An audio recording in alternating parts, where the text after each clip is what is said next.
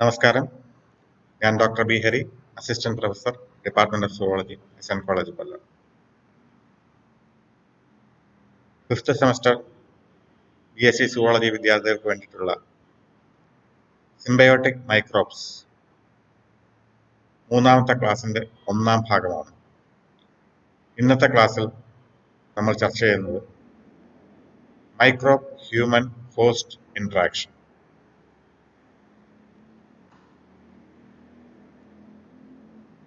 Microorganisms existed in the biosphere long before the evolution of man, and we are adapted to live in the environment where they are abundant. And these microorganisms are maintained a co-evolution theory with respect to hominoids. That means exogenous bacteria come together with hominoid to have a symbiotic relationship. That means from antagonistic to a symbiotic relationship was established through the co-evolution. And at present, the human being is having a lot of indigenous bacteria in his body. And different parts of human body harbor numerous microbial varieties. And it happened through the co-evolution. പുരാതന കാലം മുതൽ exogenous bacteria, antagonist ആയിരുന്ന പല exogenous ബാക്ടീരിയകളും മനുഷ്യരുടെ കൂട്ടത്തിൽ ജീവിക്കാൻ അവ adapt ചെയ്യപ്പെട്ടു, അല്ലെങ്കിൽ മനുഷ്യൻ അഡാപ്റ്റ് ചെയ്യപ്പെട്ടു. അങ്ങനെ മൈക്രോ ഓർഗാനിസം റിച്ച് ആയിട്ടുള്ള ഒരു എൻവയോൺമെന്റിൽ മനുഷ്യൻ മൈക്രോ ഓർഗാനിസത്തിനൊപ്പം ജീവിക്കാൻ പഠിച്ചു. ബാക്ടീരിയകളും വൈറസുകളും ഫംഗസുകളും പ്രോട്ടോസോവൻസും ഒക്കെ ഈ മനുഷ്യനോടൊപ്പം ചേർന്ന് ജീവിക്കുന്ന പല രീതിയിലുള്ള റിലേഷൻഷിപ്പ് എസ്റ്റാബ്ലിഷ് ചെയ്യുന്ന ഒരവസ്ഥയിലേക്ക് എത്തി. നമ്മുടെ ശരീരത്തിൽ നമുക്ക് കാണാൻ പറ്റാത്ത ഒരുപാട് മൈക്രോ ബയോട്ടയുണ്ട്. അപ്പൊ നമ്മുടെ വിസിബിൾ ആയിട്ടുള്ള ഓർഗൻസും ഈ ഇൻവിസിബിൾ ആയിട്ടുള്ള മൈക്രോ ബയോമും കൂടെ ചേർന്നിട്ടാണ് ഒരു കംപ്ലീറ്റ് ഹ്യൂമൻ ബീയിങ് ആയി മാറുന്നത്. So the normal functioning of body require the visible organs as well as the invisible microbiome present in our body. These micro-man interactions may be internal or external, intracellular or intercellular, temporary or permanent. ഈ relationship എപ്പോഴും നമ്മൾ നോക്കുകയാണെങ്കിൽ പല രീതികളിലാണ്. നമ്മുടെ ശരീരത്തിന്റെ ഉള്ളിലാകാം, പുറത്താകാം, സെല്ലിന്റെ ഉള്ളിലും സെല്ലുമായിട്ട് ചേർന്നിട്ടുണ്ടാകാം, താൽക്കാലികമാകാം, സ്ഥിരമായിട്ടാകാം. And these interactions may be always beneficial to the microbes and beneficial, neutral or harmful to the host. ഈ ഒരു റിലേഷൻഷിപ്പിൽ നമുക്ക് എക്സ്പെക്ട് ചെയ്യാൻ പറ്റുന്നത് മൈക്രോ ഓർഗാനിസത്തിന് എപ്പോഴും ബെനിഫിഷ്യൽ ആയിട്ടുള്ള ഒരു റിലേഷൻഷിപ്പാണ്. അതുകൊണ്ടാണ് അത് മനുഷ്യനുമായിട്ട് കൂട്ടുകൂടാൻ വരുന്നത്. പക്ഷെ മനുഷ്യന് അത് എപ്പോഴും ബെനിഫിഷ്യൽ ആകാം, ന്യൂട്രൽ ആകാം, ചില സമയത്ത് അത് ഹാംഫുൾ ആകുന്ന ഒരു സാഹചര്യം ഉണ്ടാകാം. In all these reactions, man provide, and in all these interactions, man provide the substratum, food materials, and the environment that is suitable for growth and survival of the microbes. ഈ റിലേഷൻഷിപ്പുകളിലെല്ലാം തന്നെ മനുഷ്യൻ അവയ്ക്ക് ആവശ്യമായിട്ടുള്ള substratum provide ചെയ്യുന്നു, food materials provide ചെയ്യുന്നു, അതേപോലെ തന്നെ micro environment provide ചെയ്യുന്നു. എന്തിനു വേണ്ടിയിട്ട്? ഈ മൈക്രോബിന്റെ ഗ്രോത്തിനും സർവൈവലിനും ആവശ്യമായിട്ടുള്ള എൻവയോൺമെന്റ് നമ്മുടെ ശരീരത്തിനുള്ളിൽ പ്രൊവൈഡ് ചെയ്യുന്നു, ഉള്ളിലും പുറത്തും. In normal healthy individuals, a non-harmful balance exists in the microbe-human interaction. സ്വാഭാവികമായിട്ടും ഒരു നോർമലായിട്ട് ഒരു അസുഖവും ഇല്ലാതിരിക്കുന്ന ഒരാളിനെ സംബന്ധിച്ചിടത്തോളം ഈ ഇന്ററാക്ഷൻ എപ്പോഴും ഒരു നോൺ ഹാർംഫുൾ ബാലൻസിലാണ് പോകുന്നത്. ആർക്കും അപകടമൊന്നുമില്ല, മൈക്രോബിനും അപകടമില്ല, മനുഷ്യനും അപകടമൊന്നുമില്ല. And many micro organism do not normally cause any diseases. They exist in a state either on commensalism, where there is no benefit or harm to man. Second condition is mutualism, where both the partners are benefited. അപ്പൊ സാധാരണഗതിയിൽ ഇത്തരത്തിലുള്ള സാഹചര്യത്തിലാണ് ഒരു കമൻസാലിക് അല്ലെങ്കിൽ ഒരു മ്യൂച്വലിസ്റ്റിക് കണ്ടീഷനിലാണ് എപ്പോഴും ഈ relationship മുന്നോട്ട് പോകുന്നത്.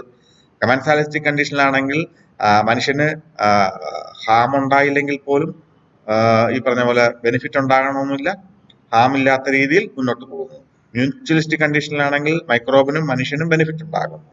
അപ്പൊ ഇവിടെ നമ്മൾ നോക്കുകയാണെങ്കിൽ നമ്മുടെ ശരീരത്തില് ഹ്യൂമൻ മൈക്രോബയോട്ട അല്ലെങ്കിൽ മൈക്രോബയോട്ട നമ്മൾ നോക്കുകയാണെങ്കിൽ ശരിക്കും ബാക്ടീരിയൽ മൈക്രോബയോട്ട നമുക്ക് കാണാം, അതുപോലെ ഫംഗൽ മൈക്രോബയോട്ട നമുക്ക് കാണാം, ഹെൽമിന്തിക് മൈക്രോബയോട്ട നമുക്ക് കാണാം, അതേപോലെ തന്നെ വൈറൽ മൈക്രോബയോട്ട നമുക്ക് കാണാം. ഈ ആൾക്കാരെല്ലാം തന്നെ നമ്മുടെ ശരീരത്തിൽ ഒരുമിച്ച് പരിവർത്തിച്ച് അല്ലെങ്കിൽ ഒരുമിച്ച് പ്രവർത്തിച്ച് പോകുന്ന ഈ ജീവികൾ ശരിക്കും ചിലതൊക്കെ ഓപ്പർച്യൂണിസ്റ്റിക് ആകാം.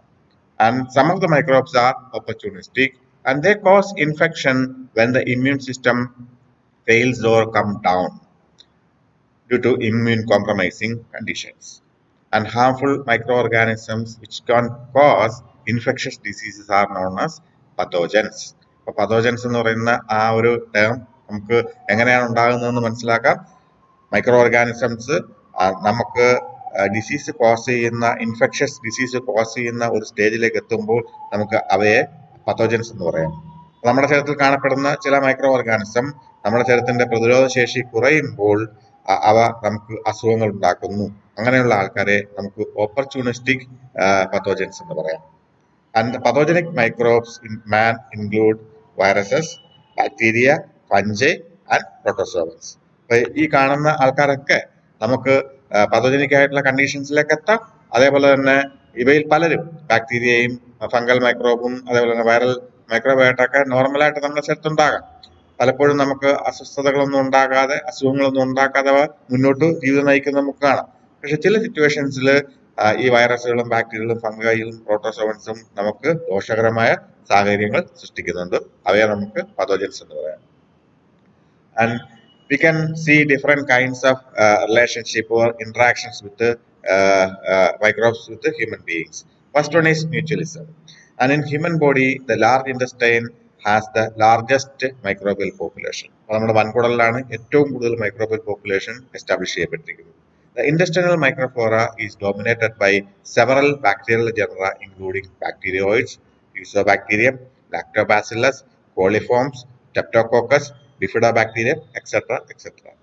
ഇവയൊക്കെ നമ്മുടെ വൻകുടലിൽ അധിവസിക്കുന്ന മ്യൂച്വലിസ്റ്റിക് റിലേഷൻഷിപ്പിൽ അധിവസിക്കുന്ന ബാക്ടീരിയങ്ങളാണ്. Approximately a third of all bacteria in the gut are members of the bacteroid species. Bacteroid species എന്ന് പറയുന്ന ആ ഒരു ഗ്രൂപ്പാണ് ഏറ്റവും കൂടുതൽ നമ്മുടെ വൻകുടലിൽ കാണപ്പെടുന്നത്. 1/3 ആൾക്കാരും ബാക്ടീരിയകളുടെ മൊത്തം വൻകുടലിൽ കാണപ്പെടുന്ന ബാക്ടീരിയകളുടെ 1/3 ബാക്ടീരിയോയിഡ് സ്പീഷീസ് ആണ്. And the benefits of the host are the bacteria which are present in the gut leads to a lot of benefits. First one is deterring the colonization of pathogens, and they will fend off the pathogenic microorganism. They competitively exclude the pathogenic microorganism. And second one is the source of vitamins, and they synthesize vitamin for us. The gut bacteria will synthesize vitamin for us. For example, vitamin K, vitamin B complexes, vitamin D, B12 ഒക്കെ നമ്മൾ കേട്ടിട്ടുണ്ട്. അപ്പോൾ ഇവയൊക്കെ നമുക്ക് synthesise ചെയ്യുന്നു. Then, prebiotic effect. That means they provide protection to epithelial gut of cells, and they produce digestive enzymes for decomposing many undigested food material. Then increased immune response. They stimulate the immune system. ഇങ്ങനെ ഈ ഗട്ടിൽ കാണപ്പെടുന്ന bacteria നമുക്ക് ഒരുപാട് ഗുണങ്ങളാണ്, ബെനിഫിറ്റുകളാണ് നമുക്ക് നൽകുന്നത്. ശരിക്കും പറഞ്ഞാൽ ഒരു സെക്കൻഡ് ബ്രെയിൻ എന്ന് തന്നെ നമുക്ക് ഈ ഗട്ട് മൈക്രോബ്സിനെ പറയാം. കാരണം നമ്മുടെ സ്വഭാവ സവിശേഷതകളൊക്കെ നിർണ്ണയിക്കുന്നതിന് ഈ ഗട്ട് ബാക്ടീരിയയ്ക്ക് വളരെ വലിയൊരു ഇമ്പോർട്ടൻസ് ഉണ്ട്. ഇതുമായിട്ടുള്ള ലിങ്ക് ഞാൻ വീഡിയോയിൽ ഇട്ടിട്ടുണ്ട്, നിങ്ങളത് കാണാം. Then they help in deterring the colonization of pathogens. So we will discuss in detail. So the primary benefit is that they provide protection against potentially harmful bacteria which try to establish and invade the cells of intestinal wall. അപ്പോൾ intestinal wallന്റെ epithelium break ചെയ്ത് സെല്ലിന്റെ ഉള്ളിലേക്ക് കടക്കാൻ ശ്രമിക്കുന്ന bad ബാക്ടീരിയകൾ, അതുപോലെ തന്നെ അത് ആ സെല്ലിന്റെ സെൽ വാളിൽ അല്ലെങ്കിൽ ഇൻറ്റസ്റ്റൈനിന്റെ വാളുകളിൽ നമുക്കറിയാം ഇൻഡസ്ട്രിയൽ വാളുകൾ ഒരുപാട് വില്ലേജ് പോലത്തുള്ള സർഫസ് ഏരിയ ഒക്കെ ഒരുപാട് കൂടിയുള്ള സ്ഥലങ്ങളുണ്ട്. അതിനുള്ളിൽ ഒരുപാട് ല്യൂമൻസ് ഉണ്ട്. അപ്പൊ ഇതിന്റെ ഉള്ളിലൊക്കെ ഇൻഹാബിറ്റ് ചെയ്യാനായിട്ട് ഈ പറഞ്ഞ ബാഡ് ബാക്ടീരിയകൾ ശ്രമിക്കും. അവ ക്ലോസ്ട്രീഡിയം, എൻട്രോകോക്കസ്, ലാംപൈലോബാക്ടർ, ഇങ്ങനെ പലതരത്തിലുള്ള ബാക്ടീരിയകളുണ്ട്. ഗ്യാസ് പ്രൊഡ്യൂസിങ് ആയിട്ടുള്ള ബാക്ടീരിയകൾ. അപ്പൊ ഇവയൊക്കെ പ്യൂട്രിഫിക്കേഷൻ എൻഹാൻസ് ചെയ്യുന്ന ബാക്ടീരിയകളൊക്കെ ഉണ്ട്. അപ്പൊ ഈ തരം ഹൈഡ്രജൻ ഗ്യാസ്, അതേപോലെ ഹൈഡ്രജൻ സൾഫൈഡ്, ഇവ അമോണിയ, പ്യൂട്രസിൻസ്, ഇവയൊക്കെ പ്രൊഡ്യൂസ് ചെയ്യുന്ന ഒരുപാട് ബാക്ടീരിയകൾ നമ്മുടെ ഗട്ടിൽ അധിവസിച്ചു കഴിഞ്ഞാൽ നമുക്ക് ഒരുപാട് അസ്വസ്ഥതകൾ ഉണ്ടാവും.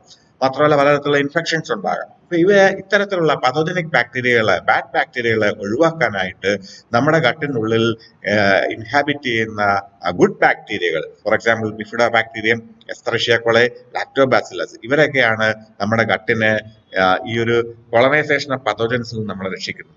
Many microbes synthesize and excrete compounds that are selectively toxic or pathogenic to other microbes. നമ്മുടെ ഗട്ടിൽ എസ്റ്റാബ്ലിഷ് ചെയ്യുന്ന ഈ ഗുഡ് ബാക്ടീരിയ നമ്മുടെ ഗട്ടിലേക്ക് കടന്നുകൂടാൻ ശ്രമിക്കുന്ന വില്ലന്മാരായ ബാഡ് ബാക്ടീരിയകളെ, അവയെ എസ്റ്റാബ്ലിഷ് ചെയ്യാതിരിക്കാൻ വേണ്ടിയിട്ട് പലതരത്തിലുള്ള ടോക്സിക് ആയിട്ടുള്ള സബ്സ്റ്റൻസുകൾ എക്സ്ട്രാ സെല്ലുലാർ പ്രൊഡക്റ്റ് ആയിട്ട് സെക്രീറ്റ് ചെയ്യും. ആ എക്സ്ട്രാ സെല്ലുലാർ പ്രൊഡക്റ്റുകൾ ഈ ബാഡ് ബാക്ടീരിയയെ ഡിറ്റർ ചെയ്യുന്നതിന് സഹായിക്കുകയും ചെയ്യും. And they usually reside in well-adapted environment. That means the good bacteria which is present in our gut reside in a well-adapted condition, and they outcompete the invaders for available nutrients and colonization sites. അപ്പം അവിടുത്തെ സ്പേസിനും ന്യൂട്രിയൻസിനും വേണ്ടിയിട്ട് compete ചെയ്തുകൊണ്ട് ഈ bad ബാക്ടീരിയകളെ, പതോജനിക് ബാക്ടീരിയകളെ അവ കോമ്പറ്റീറ്റീവ്ലി exclude ചെയ്യുന്ന ഒരു കാഴ്ചയാണ് നമുക്ക് ഇൻഡസ്റ്റൈനിൽ കാണാൻ സാധ്യമാകുന്നത്. And similarly, Staphylococci in the skin prevent the colonization of pathogenic forms in skin. സ്കിന്നിന്റെ പുറത്ത് ഒരുപാട് സർഫസ് ഏരിയ നമ്മുടെ സ്കിന്നിലുണ്ട്. അപ്പൊ ഈ സ്കിന്നിൽ കാണപ്പെടുന്ന സ്റ്റഫൈലോകോക്കസ് പ്രധാനമായിട്ടും പതോജനിക് ആയിട്ടുള്ള മൈക്രോ ഓർഗാനിസത്തിനെ ഔട്ട്കംപ്ലീറ്റ് ചെയ്യാനായിട്ട്, പ്രിവെന്റ് ചെയ്യാനായിട്ട് സഹായിക്കുന്നു. And these resident forms produce diffusible antimicrobial substance which is active against the Propionobacterium acne. അപ്പൊ നമുക്കറിയാം നമ്മുടെ തൊലിപ്പുറത്ത് കുരുക്കളുണ്ടാക്കുന്ന, മുഖക്കുരുവൊക്കെ ഉണ്ടാക്കുന്ന പലതരത്തിലുള്ള ഗ്രാം പോസിറ്റീവ് ബാക്ടീരിയകളുണ്ട്. പ്രൊപ്പിയോണോബാക്ടീരിയം, അക്നയും മറ്റ് പല ഗ്രാം പോസിറ്റീവ് ബാക്ടീരിയകളും സ്കിൻ ഇൻഫെക്ഷൻസും ഒക്കെ ഉണ്ടാക്കുന്നുണ്ട്. അപ്പൊ ഇവയ്ക്കൊക്കെ എതിരായിട്ടുള്ള ആന്റി മൈക്രോബിയൽ സബ്സ്റ്റൻസ് പ്രൊഡ്യൂസ് ചെയ്യുന്നതിൽ ഈ Staphylococcus മിടുക്കനാണ്. And their relative resistance to salt and drying also give them advantage over potential pathogens in the competition of nutrients. അപ്പൊ ഈ സ്റ്റഫൈലോകോക്കസിന് നമ്മുടെ സ്കിന്നിന്റെ സ്വഭാവം അനുസരിച്ചിട്ട് അഡാപ്റ്റ് ചെയ്യാനുള്ള ശേഷിയുണ്ട്. നമ്മുടെ സ്കിൻ പൊതുവെ ഡ്രൈ ആണ്. അപ്പം ഡ്രൈ ആയിട്ടുള്ള ആ സ്കിന്നിൽ കൊളനൈസ് ചെയ്യാനുള്ള ശേഷി സ്റ്റഫൈലോകോക്കയ്ക്കുണ്ട്. മാത്രമല്ല അവ പലതരത്തിലുള്ള ടോക്സിക് സബ്സ്റ്റൻസുകളും പ്രൊഡ്യൂസ് ചെയ്യുന്നുണ്ട്. അപ്പൊ ഇത്തരത്തിലുള്ള ഒരു അഡാപ്റ്റബിലിറ്റി കൊണ്ട് പൊട്ടൻഷ്യൽ ആയിട്ടുള്ള പതോജൻസിനെ ഔട്ട്കംപ്ലീറ്റ് ചെയ്യാനായിട്ട്, കോമ്പീറ്റ് ചെയ്യാനായിട്ട്, എന്തിനു വേണ്ടിയാണ്, സ്പേസിനും ന്യൂട്രിയൻസിനും വേണ്ടി കോമ്പീറ്റ് ചെയ്യാനുള്ള ഒരു ശേഷി നമ്മളുടെ സ്കിന്നിൽ കാണുന്ന സ്വാഭാവികമായിട്ടുള്ള ബാക്ടീരിയകൾക്ക് പോസിബിൾ ആണ്. You can see the bacteria which is colonizing a sweat gland pore. നമ്മുടെ ഒരു വിയർപ്പ് ഗ്രന്ഥിക്ക് ചുറ്റും കൊളനൈസ് ചെയ്തിരിക്കുന്ന ബെനിഫിഷ്യൽ ആയിട്ടുള്ള ബാക്ടീരിയയെ നിങ്ങൾക്ക് കാണാം. അപ്പൊ ഇതൊരു ഗാർഡിങ് പോലെയാണ്. നമ്മുടെ ശരീരത്തിലേക്ക് കാണുന്ന ഒരു സുഷിരത്തിന് ചുറ്റും അവ ഗാർഡ് ചെയ്യുന്ന പോലെ. കാരണം അവിടെ ആവശ്യത്തിലുള്ള മോയ്സ്ചർ കണ്ടന്റ് ഉണ്ടാകും, ന്യൂട്രിയൻസ് ഉണ്ടാകും. അപ്പൊ അതിനെ യൂസ് ചെയ്തുകൊണ്ട് ജീവിക്കുന്ന ഒരു ബെനിഫിഷ്യൽ ഗ്രൂപ്പ്സിനെ നമുക്കിവിടെ കാണാം. Second thing is source of vitamin. Although some intestinal microbes perform potentially harmful metabolic activities, many of them synthesize a wide range of vitamin for host. നമ്മുടെ ശരീരത്തിൽ കാണപ്പെടുന്ന പല ബാക്ടീരിയകളും പലപ്പോഴും നമുക്ക് നെഗറ്റീവായി ഇമ്പാക്ട് ഉണ്ടാക്കുന്ന പല സബ്സ്റ്റൻസുകൾ ഉണ്ടാക്കുമെങ്കിലും മെജോറിറ്റിയും നമുക്ക് ആവശ്യമായിട്ടുള്ള ഗുണകരമായിട്ടുള്ള, for example vitamins, amino acid തുടങ്ങിയവയൊക്കെ സെക്രീറ്റ് ചെയ്യുന്നതിൽ മിടുക്കന്മാരാണ്. അപ്പൊ ഇവിടെ B complex vitamins like thiamine, riboflavin, cyanocobalamin തുടങ്ങിയിട്ടുള്ള ബി കോംപ്ലക്സ് വൈറ്റമിൻ പ്രൊഡ്യൂസ് ചെയ്യുന്നതിന് ഈ തരം ബാക്ടീരിയകൾക്ക് സാധ്യമാണ്. And they utilise the lactose, cellulose and other undigested food material for producing the vitamin B complex. You can see the gut microbe which actively synthesize the vitamin B12 like molecules. They actually decide the healthiness of the gut. And many of the bacteria are make competition for getting these vitamin B12 and remodel the gut microflora with respect to the vitamin B12 substance. And Escherichia coli, simply known as E. coli, and they are known to produce vitamin K. Vitamin K is a very essential vitamin, and they are normally produced inside the gut by this Escherichia coli.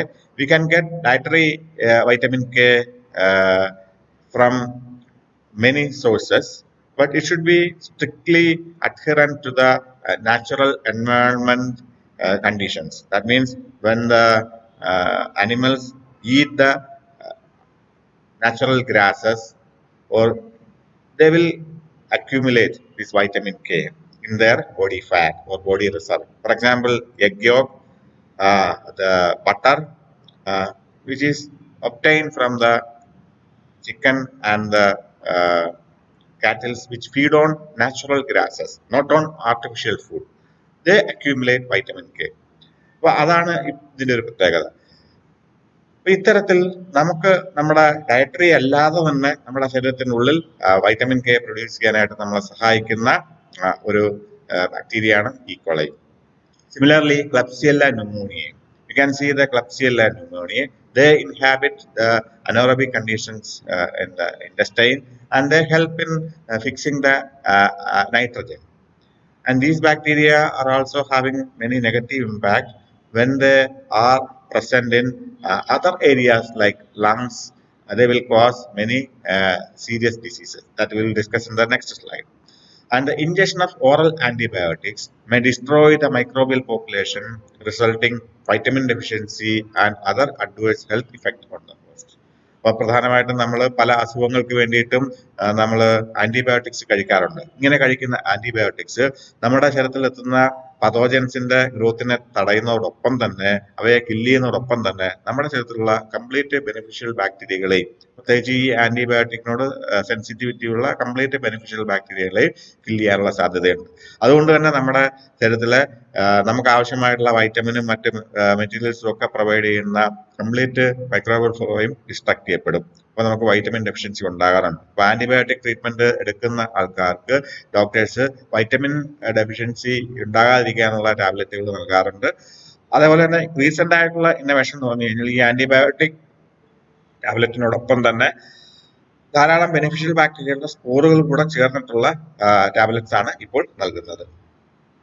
So the Klebsiella pneumoniae is a gram-negative anaerobic rod which is normally found in the soil in human skin and intestine. നമ്മുടെ തൊലിപ്പുറത്തും അതേപോലെ തന്നെ ഇൻഡസ്റ്റൈനിലും കാണപ്പെടുന്ന ഒരു fairly harmless ആയിട്ടുള്ള ഒരു ബാക്ടീരിയയാണ്. They are present in healthy individuals, but they become dangerous when they colonize the lung tissue or in urinary tract or in cervical sites.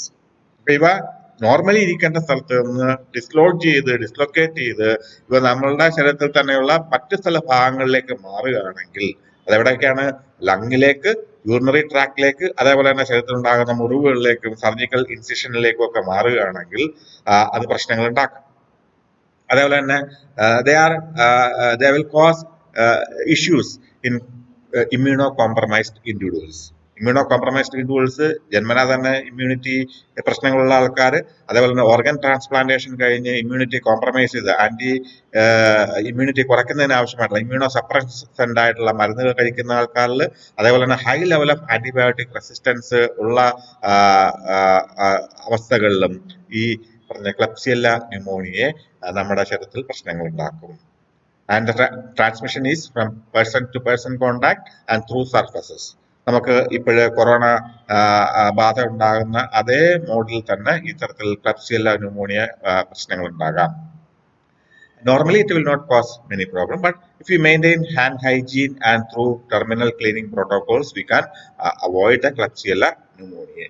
In a healthy person, it will not cause any diseases. And the third benefit is the production of digestive enzymes. We have already mentioned that the bacterial species in our large intestine is the 1/3 of the total population, and they are useful to human digestive system as they produce enzymes that digest the polysaccharides in the plant cell walls. നമ്മൾ കഴിക്കുന്ന സസ്യാഹാര പദാർത്ഥങ്ങളിൽ നിന്ന് അതിനെ decompose ചെയ്യാൻ ആവശ്യമായിട്ടുള്ള digestive എൻസൈംസിനെ provide ചെയ്യുന്നതിന് ഇവ സഹായിക്കുന്നു. നമുക്കറിയാം, നമ്മൾ ഒമ്നിവോർ ആയിട്ടുള്ള ഒരു അനിമലാണ്. നമ്മൾ കൺസ്യൂം ചെയ്യുന്ന പ്ലാന്റ് മെറ്റീരിയൽസിനെ ഡൈജസ്റ്റ് ചെയ്യുന്നതിൽ ഈ 1/3 പോപ്പുലേഷനായ ബാക്ടീരിയ ഓയിൽസ് നമ്മളെ ഒരുപാട് സഹായിക്കുന്നുണ്ട്. Then the prebiotic effect, or not prebiotic, it's probiotic effect. The beneficial role played by different species of probiotic bacterial genus Bifidobacterium is well known. നമ്മുടെ ശരീരത്തിൽ കാണപ്പെടുന്ന നമ്മുടെ അമ്മയുടെ പാലിൽ കൂടെ മുലയൂട്ടുന്ന അമ്മയുടെ പാലിൽ കൂടെ നമ്മുടെ ശരീരത്തിന്റെ ഉള്ളിലേക്ക് കടക്കുന്ന ഒരു ബാക്ടീരിയയാണ് bifidobacterium. And they produce vitamin B complex and deter other harmful bacteria from colonizing the intestine.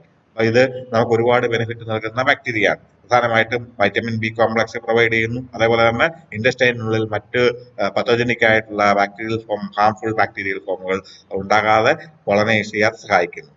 The shortage of Bifidobacterium in the gut is associated with diarrhea, gas, irritable bowel syndrome (IBS).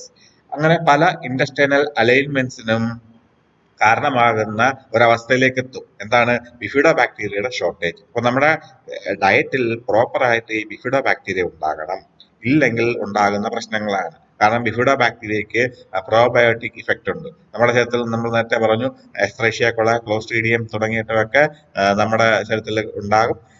അതേപോലെ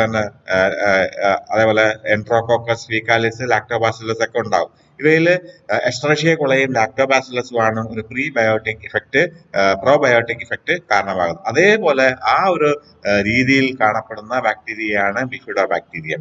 ക്ലോസ്ട്രീഡിയവും എൻട്രോകോക്കസും ഒക്കെ നമുക്ക് ദോഷകരമായിട്ടുള്ള bacteria ആണെങ്കിൽ, ബിഫിഡോബാക്ടീരിയവും എസ്ട്രേഷ്യ കൊളയും ലാക്ടോബാസിലസും ഒക്കെ നമുക്ക് beneficial ആയിട്ടുള്ള ബാക്ടീരിയയാണ്. അവ ഒരു probiotic effect നമ്മുടെ ശരീരത്തിൽ സൃഷ്ടിക്കുന്നു.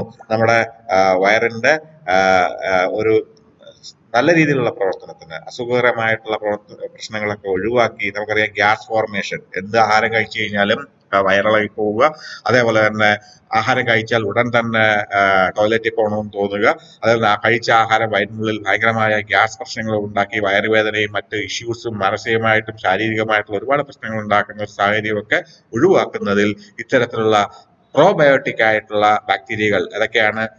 ബിഫിഡോബാക്ടീരിയം, ലാക്ടോബാസിലസ്, എസ്തെറിഷ്യ കൊളൈ തുടങ്ങിയിട്ടുള്ള ബാക്ടീരിയകൾ നമ്മളെ സഹായിക്കുന്നു. And fifth one is increased immune response. The bifidobacterium നമുക്ക് എക്സാമ്പിൾ ആയിട്ട് എടുക്കാം. You can see the bifidobacterium in the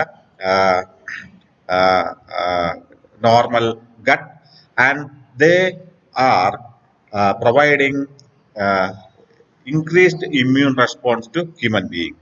Means bifidobacterium, they are present in the breast milk, and the studies suggest that they can reduce intestinal inflammation and increase immune response in infants. നമ്മളുടെ കുട്ടികളിൽ ഈ പറഞ്ഞ intestinal ഇൻഫ്ലമേഷനും immune റെസ്പോൺസും ensure ചെയ്യുന്നതിന് ഈ bifidobacterium നമ്മളെ സഹായിക്കുന്നു. കാരണം ഇത് നമ്മൾക്കറിയാം, നമ്മുടെ കുട്ടികൾ ജനിക്കുമ്പോൾ അവരുടെ ഇൻഡസ്റ്റൈൻ സ്റ്റെറൈലാണ്. ആ സ്റ്റെറൈലായിട്ടുള്ള ആ ഇൻഡസ്റ്റൈനിൽ ആദ്യം തന്നെ കോളനൈസ് ചെയ്യുന്ന കൂട്ടത്തിൽ പെടുന്നതാണ് ഈ ബിഫിഡോബാക്ടീരിയം ബിഫിഡം. നിങ്ങൾക്ക് അതിന്റെ പടം ഇവിടെ എടുത്തിട്ടുണ്ട്. ഇങ്ങനെ വൈ ഷേപ്പിൽ ഇരിക്കുന്നത് കൊണ്ടാണ് അതിനെ ബിഫിഡോബാക്ടീരിയം ബൈഫിഡം എന്ന് പറയുന്നത്. നമ്മുടെ എന്താണ് വി ഷേപ്പ് അല്ലെങ്കിൽ വൈ ഷേപ്പുള്ള ബോഡി സ്ട്രക്ചറാണ് അവയ്ക്കുള്ളത്.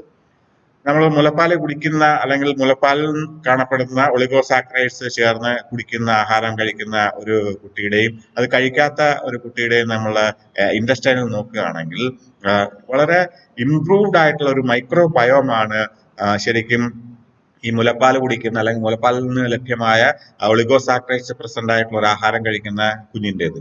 അപ്പൊ ഈ ഒരു ഡിഫറൻസ് എസ്റ്റാബ്ലിഷ് ചെയ്യുന്നതിൽ പ്രീബയോട്ടിക് ആയിട്ടുള്ള ഒരു ഇഫക്റ്റും പ്രോബയോട്ടിക് ആയിട്ടുള്ള ഒരു ഇഫക്റ്റ് ഈ ബിഫിഡോബാക്ടീരിയം കൊണ്ട് സാധിക്കുന്നു. അപ്പം അമ്മയുടെ മുലപ്പാലിലെ കെമിക്കൽ കോൺസ്റ്റിറ്റ്യൂവന്റും അതോടൊപ്പം തന്നെ കടന്നുകൂടുന്ന ബിഫിഡോബാക്ടീരിയവും നമുക്ക് പ്രീബയോട്ടിക് കാര്യം സൃഷ്ടിക്കുന്നുണ്ട്. അപ്പൊ ഈ ഒരു അവസ്ഥ നമുക്ക് ഉണ്ടാകുന്നതിൽ ഈ ബിഫിഡോബാക്ടീരിയം പ്ലേ ചെയ്യുന്ന റോള് വളരെ വലുതാണ്. ഇനി നമ്മൾ അടുത്ത ഡിസ്കസ് ചെയ്യുന്നത് കമൻസാൽസിനെ കുറിച്ചിട്ടാണ്. So in large ഇൻഡസ്ട്രൈൻ of humans many bacteria, yeast and protozoans are present. You can see that the yeast like Candida albicans, you can see the Candida albicans are present in our body, and the protozoans like Endomoeba hartmanni, you can see the Endomoeba hartmanni, and Trichomonas hominis, you can see the Trichomonas hominis here, and Endolimax nana, you can see the Endolimax nana here, and occurs commensals by taking food and shelter from the host. And they establish a commensalistic condition, and they live in the body of human beings. And the third one is parasitism. The parasite is an organism that grows, feeds, and it is sheltered on or in a different organism while contributing nothing to the survival of the host. ഇപ്പൊ ഹോസ്റ്റിന് ഒരു ബെനിഫിറ്റും ഉണ്ടാകാതെ ഹോസ്റ്റിന്റെ ഉള്ളിലോ ഹോസ്റ്റിന്റെ പുറത്തോ ജീവിക്കുന്ന ഈ parasitic organism നമ്മുടെ ശരീരത്തിൽ നിന്ന് ഫുഡും ഷെൽട്ടറും പിടിച്ചു പറ്റിക്കൊണ്ട് അവ ജീവിക്കുന്നു. And the survival and growth of the parasite is always harmful to the host. ഇവിടുത്തെ പ്രത്യേകത നമുക്കറിയാം, ഒരു നെഗറ്റീവ് ഇന്ററാക്ഷൻ ആണ്. ആ ഹോസ്റ്റിന് ഒരു ബെനിഫിറ്റും ഇല്ല, പക്ഷേ ഹോസ്റ്റിന് ദോഷം ഉണ്ടാക്കുന്ന, ഹോസ്റ്റിന്റെ ഗ്രോത്തിനെയും സർവൈവലിനെയും നെഗറ്റീവായിട്ട് ബാധിക്കുന്ന ഒരു റിലേഷൻഷിപ്പാണ് parasitism. And a parasite may become pathogenic when the damage caused to the host result in a disease.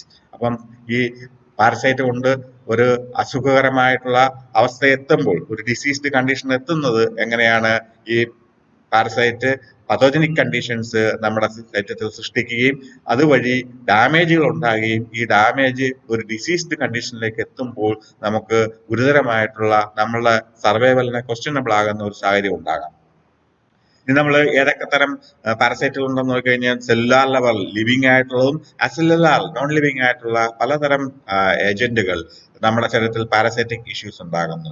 So the parasite, macro parasite like helminthes, നമുക്കറിയാം ടേപ്പ് വേം, പിൻവേം, ഹുക്ക് വേം, ഇങ്ങനെയൊക്കെ ഒരുപാട് ആൾക്കാരുണ്ട്. അപ്പൊ ഇവയൊക്കെ നമുക്ക് പ്രശ്നങ്ങൾ ഉണ്ടാക്കുന്നു. പ്രൊട്ടോസോവൻസ്, പ്ലാസ്മോഡിയ, നമുക്കറിയാം പ്ലാസ്മോഡിയ, വൈവാക്സ്, പാൽസിപ്പാരം, ഇങ്ങനെ മലേറിയ, ഇങ്ങനെ ഒരുപാട് മലേറിയ കോസ് ചെയ്യുന്നു. ഇതേപോലെ ഒരുപാട് പ്രൊട്ടോസോവൻസ് നമ്മുടെ ശരീരത്തിൽ കിടക്കുന്നു.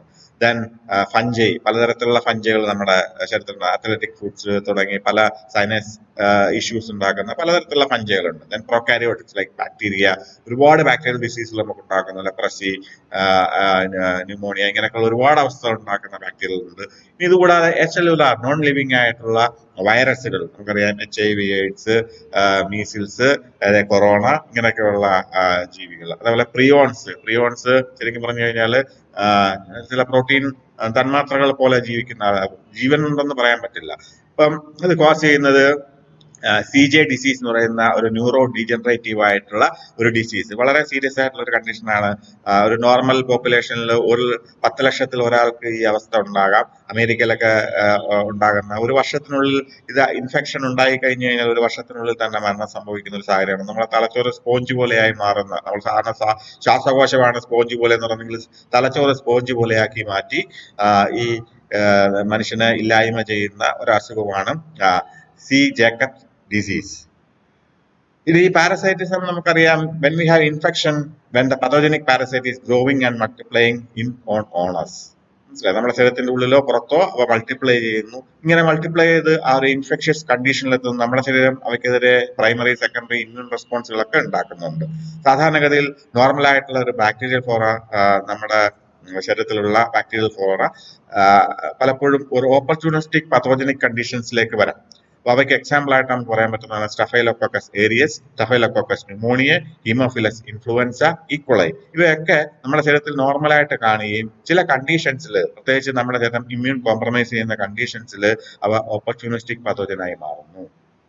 അതേപോലെ തന്നെ മറ്റൊരു ഗ്രൂപ്പാണ് east, like Candida albicans and other candid species, and they can be opportunistic because they live in a normal condition and in man, and while waiting for an opportunity to cause disease. പലപ്പോഴും ആ opportunity ഉണ്ടാകുന്നത് നമുക്ക് വലിയൊരു traumatic conditions ഉണ്ടാകുന്നു, നമ്മുടെ ശരീരത്തിൽ മറ്റ് infections ഒക്കെ ഉണ്ടായതിനു ശേഷം നമ്മുടെ ഇമ്മ്യൂണിറ്റി കുറഞ്ഞിരിക്കുന്നു, അല്ലെങ്കിൽ നമ്മൾ ഇമ്മ്യൂൺ സപ്രസീവ് ആയിട്ടുള്ള ഡ്രഗുകൾ കൺസ്യൂം ചെയ്യുന്നു. ഇത്തരം സാഹചര്യങ്ങളിൽ അതുവരെ ഒരു പ്രശ്നമില്ലാതെ നമ്മളോടൊപ്പം സഹവർത്തിച്ച് പോയിരുന്ന ഇത്തരം ആൾക്കാർ പലപ്പോഴും നമുക്ക് ഗുരുതരമായ അസുഖങ്ങളിലേക്ക് എത്തുന്നു. ഉദാഹരണമാണ് ന്യൂമോണിയ കോസ് ചെയ്യുന്നുണ്ട്. അതേപോലെ തന്നെ നമ്മുടെ ശരീരത്തില് ഫംഗൽ ഡിസീസുകൾ ഉണ്ടാകുന്നു. പ്രത്യേകിച്ച് ഷുഗർ പേഷ്യൻസിന്, നമ്മുടെ ഇമ്മ്യൂണിറ്റി കുറഞ്ഞിരിക്കുന്ന ആൾക്കാരാണ് ഷുഗർ പേഷ്യൻസ്. ഇവരുടെ ശരീരത്തിൽ ഫംഗൽ ഇൻഫെക്ഷൻസ് വളരെ വേഗത്തിൽ ഉണ്ടാകുന്നു. ഇൻഡസ്ട്രൈനൽ ഫംഗൽസ് ഇൻഫെക്ഷൻസ് ഉണ്ടാകുന്നു. നമ്മുടെ സൈനസുകളിൽ, ഇയറിൽ, യൂറിനോ ജെനിറ്റൽ ട്രാക്റ്റുകളിലൊക്കെ ഇൻഫെക്ഷൻസ് ഉണ്ടാക്കുന്നതിന് ഈ കാൻഡിഡ ആൽബിക്കാൻസ്, അതുവരെ നമുക്കൊരു പ്രശ്നം ഉണ്ടാക്കാത്ത ഈ കാൻഡിഡ ആൽബിക്കാൻസ് നമുക്ക് എന്ന് ഷുഗർ പിടിപെടുന്നോ ആ കാലഘട്ടം മുതൽ നമുക്ക് നെഗറ്റീവായിട്ട് മാറാം. അതേപോലെ തന്നെ വലിയൊരു ആക്സിഡന്റ് ഒക്കെ ഉണ്ടായി നമ്മൾ ICUവിൽ അഡ്മിറ്റ് ആയി കിടന്നു കഴിയുമ്പോൾ പലപ്പോഴും ആക്സിഡന്റിലെ ബുദ്ധിമുട്ടുകൾ നമ്മൾ ഭേദമാവുമെങ്കിലും ചിലപ്പോൾ നമുക്ക് ന്യൂമോണിയ ഉണ്ടാകാം. സ്ട്രെപ്റ്റോകോക്കസ് ന്യൂമോണിയ നമ്മുടെ ശരീരത്തിലുണ്ട്. ഇത് നമുക്ക് ന്യൂമോണിക് കണ്ടീഷൻസ് ഉണ്ടാകാം. അതല്ല ക്ലബ്സിയോല ന്യൂമോണിയ നമ്മുടെ ശരീരത്തിൽ ഉണ്ടാകും. അത് ശ്വാസകോശത്തിൽ എത്തിച്ചേർന്ന് കഴിയുമ്പോൾ നമുക്ക് ന്യൂമോണിക് കണ്ടീഷൻസ് ഉണ്ടാകാം, നമ്മുടെ മരണകാരണമാകാൻ അത് മതിയാകും.